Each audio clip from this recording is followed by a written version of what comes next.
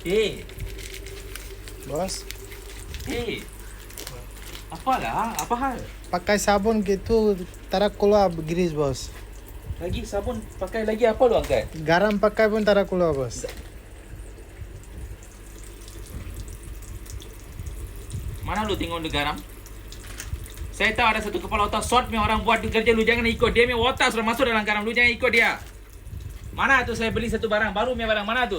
Sini mau pakai, bukan sembahyang, tahu gak? Ni angkat lah. Ini pakai, tengok. Ni pakai. Zoom saya dia. Tengok. Boleh?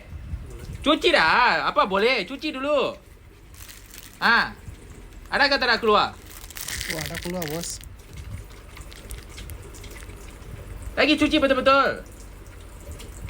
Ada keluar? Boleh pakai kata boleh? Okey. Sudah keluar bos.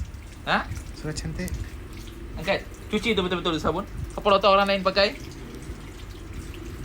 Ada betul? Ada keluar kata dah?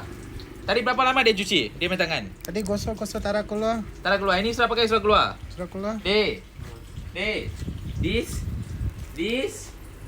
face no use, okay? This where use? Hand use, only hand. Understand? Jangan pakai dekat muka. Nanti lu pakai dekat muka, lu punya muka sudah putih, lu jangan cari saya. Faham? Okay? Ini pakai kau tangan. Grease punya tangan pakai, tengok dia punya tangan. Zoom macam, jom. Cuci lagi. Kasih tunjuk betul-betul ada bersih kata lah.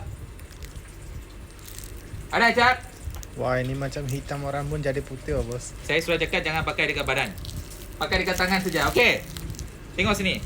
Oh, sabun Mia kalah, bos Mia baju kalah sama. Itu semua jangan tanya, jangan tengok tu. Sekarang soalan berminat tekan dekat belakang kuning. Okey? Jangan cerita banyak. Okey? Cukup cut.